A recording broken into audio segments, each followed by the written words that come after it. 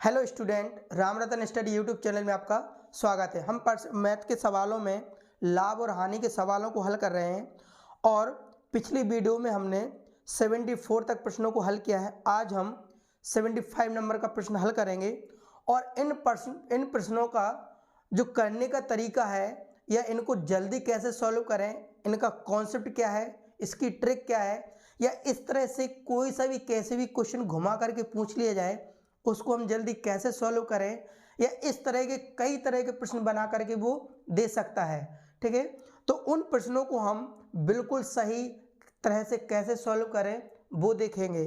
ठीक है, तो आप वीडियो को जरूर पूरा देखिए और वीडियो को पूरा देखने से आपको ये पता चलेगा कि इन प्रश्नों को कैसे सॉल्व करना चाहिए या जल्दी कैसे सॉल्व होंगे। ठीक है, तो आइए देखते हैं 75 नंबर का प्रश्न क्या कह रहा कि 80 पेन 140 रुपये में बेचने पर।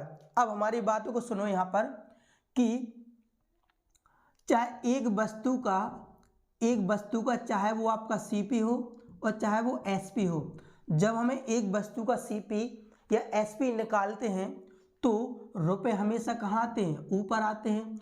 और वस्तु कहाँ आती है? नीचे आती है। समझ में आपको? जैसे हम आपसे बोलें कि एक पेन है ना, तो 5/1, यानी एक पेन आपने खरीदा, कितने रुपए का खरीदा? 5 रुपए का। तो जैसे आपने एक पेन खरीद के लाए, एक पेन आपने खरीदा, तो एक पेन कितने का खरीदा आपने? 5 रुपए का खरीदा। 5 रुपए का एक पेन खरीदा तो हम 5 कितना लिखेंगे? 1, यानी ये एक पेन हो गया, ऊपर क्या होगा? रुपए, यानी एक पेन 5 रुपए का खरीदा। तो किसी वस्तु का चाहे हम क्रय मूल्य या विक्रय मूल्य, जब एक वस्तु का क्रय मूल्य या विक्रय मूल्य लिखते हैं तो रुपए हमेशा कहाँ आता है? ऊपर। वस्तु कहाँ आते हैं? नीचे आते हैं। हम आपको यहाँ पर जो भी चीज़ पढ़ाएंगे एकदम प्रॉपर तरीके से कॉन्सेप्ट के साथ पढ़ाएंगे और ऐसे होता है तो क्यों होता है वो बताएंगे।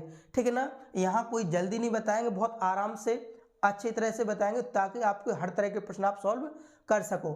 ठीक है, तो जब हम एक वस्तु का सीपी या एसपी लिखते हैं तो हमेशा रुपए ऊपर और वस्तु कहाँ होती है? नीचे। जैसे हमने कहा एक पेन खरीदा तो 5/5 रुपये ऊपर हो जाएगा एक पेन, यानी 5 रुपये का एक पेन खरीदा। तो जरा समझें 75 नंबर का प्रश्न क्या कह रहा। 75 नंबर का प्रश्न कह रहा कि 80 पेन 140 रुपये में बेचे। तो देखो एसपी दे रखा, कह रहा 80 पेन 140 रुपये में बेचे, तो रुपए हमेशा ऊपर आते हैं और वस्तु कहाँ आते बेटा? नीचे। रुपए कितने दे रखे बेटा? 140 रुपये और वस्तु कितनी बेटा? 80। 0 से 0 कट जाएगा, 2 से काटो 7 बार हो जाए, कितनी बार बेटा? 4 बार। यानी एक वस्तु कितने रुपए में? वस्तु आ गया कि 4 वस्तु 7 रुपये में बेची। अब आता है कि जब 7 रुपये में, ये होगा रुपए, ये हो गया आपका क्या बेटा? पेन। इसका अर्थ है कि 4 पेन कितने रुपए में बेचे? 7 रुपये में बेचे, ये इसका ये अर्थ है। तो उसे 30% की हानि होती है। तो उसे 30% लाभ पाने के लिए 104 रुपये में कितने बॉल पेन बेचने चाहिए। अब देखो सवाल कैसे सॉल्व करें। मान लो सीपी हमने कितना मान लिया? 100 रुपये की कोई चीज़ हमने क्या की? खरीदी है। पहले तो 30% की हानि पर बेचना, तो हम इसको एसपी कितने में बेचेंगे बेटा? 70 में बेचेंगे। और फिर उसी को हमें 30% के लाभ पर बेचना, तो हम इसको किस में बेचेंगे? 130 में बेचेंगे। 0 से 0, तो 7 रेशियो कितना आ जाएगा? 13। एक्चुअली 7 रुपये में बेचने से 30% की हानि नहीं होती उसकी कितने रुपए में? रुपए एसपी इसका दे रखा, कितना दे रखा? 7/4 दे रखा है। तो 7 का मान 7/4, तो 1 यूनिट का मान 7 से 7 कट जाए, 1 कितना आ जाएगा? 4। 1 यूनिट का मान 1/4, तो यहाँ 13 यूनिट है तो 1/4 से हम गुणा करा देंगे, तो 13/4। तो इसका अर्थ हो जाए ये हो गए रुपए और ये हो गए आपके पेन। इसका अर्थ है कि 13 रुपये में कितने पेन बेचता है? 4 पेन बेचता है। यदि वो 13 रुपये में 4 पेन बेचे तो उसे 30% का क्या होने लगेगा? लाभ होने लगेगा। लेकिन वो कह रहा कि 104 रुपये में कितने बॉल पेन बेचने चाहिए। 13 रुपये में 4 पेन बेचता है तो 104 रुपये में उसने कितने पेन बेचे होंगे? इसको कैसे सॉल्व करें जरा समझो। 13 रुपये में कितने पेन बेचे उसने? 4, तो तो 1 रुपये में कितने बेचेगा, 4/13, और उसे कितने में, 104 में। 13 अट्ठे 104 और 8 चौके 32, यानी उसने 104 रुपये में कितने पेन बेचे, 32 पेन बेचे। इसका प्रॉपर तरीके से हमने आपको बता दिया, समझा दिया, ठीक है। इसी तरह का अगला क्वेश्चन एक और देखें। प्रश्न नंबर क्या कह रहा कि 20 वस्तुओं को 160 रुपये में बेचने पर, अब बताओ एसपी में हमेशा रुपए कहाँ आते, ऊपर, वस्तु कहाँ आते हैं, नीचे, ठीक है। अगला देखो 160 रुपये हमेशा ऊपर रखेंगे, 160, और वस्तु कितनी, 20, ठीक ना। ए से ये कट जाएगा, 2 से काटो 8 बार, तो 8/1। इसका अर्थ है कि ये तो होगा रुपये, ये हो गया आपकी वस्तु, है ना। तो यहाँ पर 8 रुपये में एक वस्तु बेचता है तो उसे 20% की हानि होती है। तो CP देखो मान लो हमने कितना की 100, तो जो हो जाएगा SP और ये भी हो जाएगा SP। जब वो बेचता है तो 20% की हानि होती है, 100 का 20% की हानि वो 80 में बेचेगा, है ना। और 20% का लाभ कमाना हो तो कितने का बेचना चाहिए, उसको 120 में बेचना चाहिए, ये से ये हो जाएगा। हाँ 8 रेशियो कितना आ गया, 12 आ गया। एक्चुअली 8 रुपये में बेचने से 20% की हानि नहीं होती। विक्रय मूल्य इसका कितना दे रखा है, यहाँ पर 8 दे रखा है, तो 8 का मान 8, तो 1 का मान कितना हो जाएगा, 1, तो यहाँ पर 12 है, तो 12 1 कितना हो जाएगा, 12। अब आप बताइए, इसके नीचे कुछ नहीं लिखा तो हम क्या मान सकते, 1 मान सकते हैं ना। तो ये तो हो गए रुपये, ये हो गई आपकी वस्तु। जब 8 रुपये में एक वस्तु बेचता है, जब 8 रुपये में एक वस्तु बेचता है तो 20% की क्या होती है, उसे हानि। जब 12 रुपये में 8 की जगह 12 रुपये में वो एक वस्तु बेचने लगे तो 20% का क्या हो जाएगा, उसे लाभ हो जाएगा। तो 240 रुपये में कितनी बेची, तो सवाल समझिए, 12 रुपये में उसने कितनी बेची, एक वस्तु बेची, तो 1 रुपये में कितनी बेचेगा, 1/12। वो कितने में कह रहा है बेटा, 240 में कह रहा था, 240 का आप गुणा करा दो, 12 दूनी 24। तो एक्चुअली 240 रुपये में उसने कितनी वस्तु बेची बेटा, 20 वस्तु बेची। बहुत आसान तरीके से समझा रहे हैं आपको, ठीक है। 77 नंबर का प्रश्न देखो, एक व्यक्ति 1 रुपये में 36 संतरे बेचता है।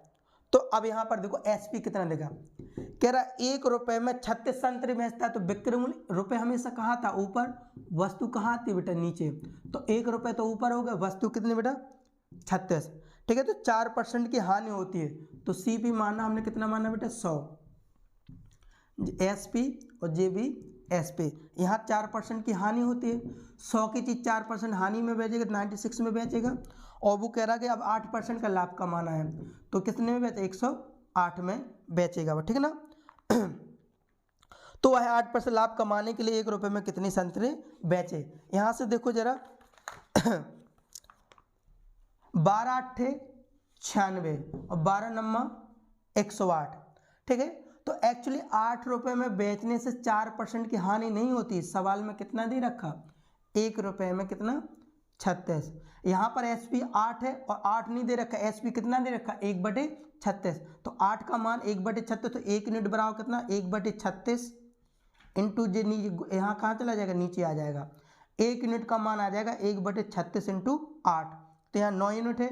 घबराओ नहीं, बिल्कुल सही सवाल है। यहाँ हो जाएगा 36 इंटू आएगा 8, तो 9 चौके 36 और 8 चौके 32, 1/32। ये तो होता है रुपये, ये होता है वस्तु। इसका क्या अर्थ है कि यदि वो 1 रुपये में कितनी बेचे, 1 रुपये में 32 वस्तु बेचे, यदि वो 1 रुपये में 32 वस्तु बेचे तो उसे 8% का क्या होने लगेगा, लाभ होने लगेगा। 77 का आंसर हो जाएगा C। 78 कह रहा टॉफियों को 1 रुपये में 20 के भाव से बेचने पर एक व्यक्ति को 4% की हानि होती है। टॉफियों को 1 रुपये में SP दे रखा, 1 रुपये ऊपर हमेशा आते हैं, वस्तु का आती नीचे। हम बार बार एक ही चीज़ बता रहे हैं ताकि आप 1 रुपये ऊपर आएगा, वस्तु टॉफ़ी कितनी आएंगी, 20, ये टॉफ़ी है। इसका अर्थ है ये रुपये, 1 रुपये में 20 टॉफ़ी क्या कर रहा, बेच रहा। जब 1 रुपये में 20 टॉफ़ी बेच दी तो 4% की उसे क्या हो गई, हानि। तो CP हमने कितना माना, 100, तो जो हो जाएगा SP, जो हो जाएगा SP, क्योंकि विक्रय मूल्य दे रखा। पहले जब वो बेचता तो 4% की हानि कितने में बेचेगा बेटा, वो 96 में बेचेगा, नहीं हाँ 96 में बेचेगा। और 20% का लाभ कमाना है तो कितने का बेचेगा, 120 में बेचेगा। तो देखो 24 चौके 96 और 24 पंचे 120। एक्चुअली 4 रुपये में बेचने से 4% की हानि नहीं होती। कितने में दे रहा है उसमें, 1 रुपये में कितना दे रखा 20। यहाँ SP कितना है 4, लेकिन 4 नहीं, सवाल में कितना था 1/20। तो 1 का मान कितना आ जाएगा 1/20 इंटू जे 4 कहाँ जाएगा नीचे। 1 यूनिट बराबर 1/20 इंटू 4, तो यहाँ 5 यूनिट है, तो 1/20 इंटू कितना बेटा 4। तो 4 से काट 4 पंचे, सॉरी 5 चौके 20, 4 चौके 16, यानी 1/16। तो ये तो हो गया रुपये, और जी क्या होगी बेटा वस्तु, है ना। तो यदि वो 1 रुपये में कितनी वस्तु बेचे 16 वस्तु बेचे, जब वो 1 रुपये में 20 वस्तु बेचता है तो 4% की हानि होती है। जब वो 1 रुपये में 16 देने लगे यानी कम देने लगे तो उसमें 20% का क्या होने लगेगा, लाभ होने लगेगा। तो इसका आंसर आ जाएगा 16 कि 1 रुपये में कितनी बेचे, 1 रुपये में 16 बेचे तो उसे कितने % का लाभ होने लगेगा, 20% का लाभ होने लगेगा। तो यदि आपको वीडियो अच्छा लगा हो तो आप चैनल को जरूर सब्सक्राइब करें, ठीक है। आगे देखें जरा 79 नंबर का प्रश्न क्या कह रहा कि 1 रुपये में 3 के हिसाब से टॉफियाँ खरीदी। इस वाले क्वेश्चन में CP दे रखा है, 1 रुपये में 3 के हिसाब से टॉफियाँ खरीदी। तो देखो जब CP हमेशा रुपये ऊपर आते हैं, वस्तु कहाँ आते हैं नीचे, ठीक है, वस्तु आते हैं नीचे। 1 रुपये में 3 के हिसाब से टॉफी खरीदी, 1 रुपये ऊपर आएगा, 3 कहाँ आएगा नीचे, तो ये होगा रुपये, ये होगा टॉफी, ठीक है। 1 रुपये में 3 के हिसाब से टॉफी खरीदी, 1 रुपये में 3 खरीद के लाता है तो उसे 50% का लाभ कमाने के लिए 1 रुपये में कितनी बेचे। तो ये तो सरल है, जरा सुनो। 50% की फ्रिक्शन क्या होती है 1/2, यानी कोई चीज़ उसने 2 रुपये में खरीदी, 2 के 50% के लाभ पर, यानी 1 ज़्यादा में बेचेगा तो बेचेगा कितने में बेटा 3 में बेचेगा। फिर से सुनो, कोई व्यक्ति है 1 रुपये में 3 की टॉफी खरीदता है, 1 रुपये में 3 खरीद के लाता है और 50% के लाभ पर बेचना है, तो 1 रुपये में कितनी बेचे हमें वो निकालना है। तो 50% फ्रिक्शन 1/2, मान लो उसने कोई चीज़ 2 रुपये में खरीदी, 2 के 50% यानी 1 लाभ कमाना, तो कितने में बेचेगा 3 में बेचेगा। लेकिन विक्रय मूल्य 3 नहीं दे रखा, सवाल में कितना दे रखा 1/3, 3 का मान 1/3, तो 1 का मान कितना हो जाएगा 1/3 नीचे आएगा, 3 × 3 यानी 1/ कितना हो जाएगा 9, ठीक है। 1 यूनिट बराबर 1/9। तो यहाँ पर सॉरी यहाँ पर देखें, यहाँ पर क्रय मूल्य दे रखा है, यहाँ पर देखो, तो यहाँ पर कितना हो जाएगा, ये हो जाएगा 3, लेकिन यहाँ पर CP कितना दे रखा 2, लेकिन 2 नहीं, सवाल में कितना 1/3, 2 यूनिट का मान 1/3, तो 1 का मान कितना हो जाएगा 1/2 इंटू 3, यानी 1/ कितना हो जाएगा 6। 1 यूनिट बराबर 1/6, तो यहाँ 3 यूनिट 1/6 से गुणा करा देंगे, तो 3 × 3 3 दूनी 6, 1/2। तो इसका अर्थ ये होता है रुपये और ये होता है टॉफी, यानी 1 रुपये में कितनी 2 टॉफी बेचे। जब 1 रुपये में यदि 2 टॉफी बेचने लगे तो उसको 50% का क्या हो जाएगा, लाभ हो जाएगा। 1 रुपये में 3 टॉफी तो खरीदता है, लेकिन जब वो 1 रुपये में 2 टॉफी बेचे तो उसे कितनी % का लाभ होने लगेगा, 50% का लाभ होने लगेगा। 80 नंबर का सवाल कह रहा कि 1 रुपये में 4 की दर से केले खरीदे। 1 रुपये में 4 केले खरीदता है, यहाँ पर CP दे रखा, तो रुपये हमेशा ऊपर आते हैं, वस्तु हमेशा कहाँ आती नीचे। 1 रुपये ऊपर दे रखा तो वस्तु कितने 4, ये तो रुपये हो गए, ये होगा केले, ठीक बेटा। 1 रुपये में 4 केले खरीदा, तो वो 1 रुपये में कितने बेचे कि 33/3% का क्या हो जाए, उसे लाभ हो जाए। देखो 33/3% का क्या हो जाए लाभ, 33/3 फ्रिक्शन क्या होती है 1/3। मान लो उसने कोई चीज़ 3 रुपये में खरीदी, CP कितना माना हमने 3 माना, तो मान लो उसने कोई चीज़ 3 रुपये में खरीदी, 3 के 33/3% के लाभ पर बेचेगा तो 1 का लाभ हो जाएगा, यानी 3 रुपये में खरीदा और 1 का लाभ कमाना, तो कितने में बेचेगा बेटा वो 4 में बेचना पड़ेगा। लेकिन क्रय मूल्य 3 नहीं दे रहा, सवाल में कितना दे रखा 1/4, 3 यूनिट का मान 1/4, तो 1 का मान कितना हो जाएगा 1/3 इंटू 4 हो जाएगा। 1 यूनिट का मान 1/12, तो यहाँ पर कितने यूनिट 4, 1/3 इंटू कितना कर देंगे 4, तो ये से ये कट जाएगा, यानी आ जाएगा 1/3। ये रुपये हो गए और ये क्या हो गया आपका केले हो गए, है ना। तो ये इसका अर्थ क्या होगा, इसका अर्थ ये होगा कि 1 रुपये में कितने केले बेचे 1 रुपये में 3 केले बेचे तो उसे 33 से 1/3% का लाभ होने लगेगा। 1 रुपये में 4 खरीद के लाए, अगर 1 रुपये में 5 देने लगेगा तो उसे हानि हो जाएगी, क्योंकि लाभ तो मतलब ही नहीं है। 1 रुपये में 4 खरीद के ला रहा और जब 1 रुपये में 3 बेचने लगेगा तो उसे 33 से 1/3% का क्या होने लगेगा, उसे लाभ होने लगेगा। ये सबसे अच्छा तरीका है, कॉन्सेप्ट जल्दी सवाल होते हैं, ठीक है। 80 नंबर का प्रश्न देखें कि एक व्यक्ति ने 20 सेब 100 रुपये में बेचे। यहाँ पर विक्रय मूल्य दे रखा है एसपी। हमेशा क्या ऊपर रुपए आते हैं, वस्तु कहाँ आती है बेटा, नीचे। 20 सेब 100 रुपये में 100 ऊपर आएगा, 20 कहाँ आएगा, नीचे। 20 पंचे 100 यानी 5/1 यानी रुपए जो आएगा वस्तु है ना, सेब है। इसका अर्थ क्या है कि एक सेब 5 रुपये में इसने बेच दिया, तो बेचे और 20% का लाभ प्राप्त किया। 20% का क्या किया, लाभ प्राप्त किया। तो 100 रुपये में कुल कितने सेब खरीदे, 100 रुपये में कुल कितने सेब खरीदे। कोई बात नहीं, यहाँ पर 20% का लाभ दिया तो 20% की फिक्सन क्या होती बेटा, 1/5। ये सीपी मान के चलो कितना, सीपी 5 रुपये की कोई चीज़ खरीद रहा, 5 के 20% के लाभ पर यानी 1 का लाभ कमाना हो तो कितने की बेचना पड़ेगा, उसे 6 की बेचना पड़ेगा। भाई 5 रुपये में कोई चीज़ खरीद रहे, 20% का लाभ कमाना, तो 5 का 20 यानी 1 का लाभ कमाना हो तो कितने की बेचना पड़ेगा आपको, 6 की। 5 में खरीद रहे, 6 की बेचोगे तभी तो 20% यानी 1 का लाभ हो पाएगा। तो एक्चुअली विक्रय मूल्य 6 नहीं दे रहा, सवाल में कितना दे रखा, 5।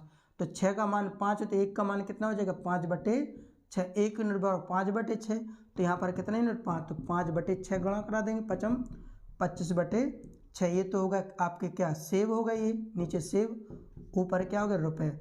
इसका अर्थ क्या है कि 25 रुपये में कितने सेब बेचता है, खरीदता है, 6 सेब खरीदता है, तो 1 रुपये में कितना, 6/25। उसने कितने रुपये में कहा कि 100 रुपये में कितने सेब खरीदे, जब 1 रुपये में 6/25 तो 100 रुपये में कितना, 25 चौके 100, 6 चौके 24, यानी आंसर आ जाएगा आपका 24, ठीक है ना।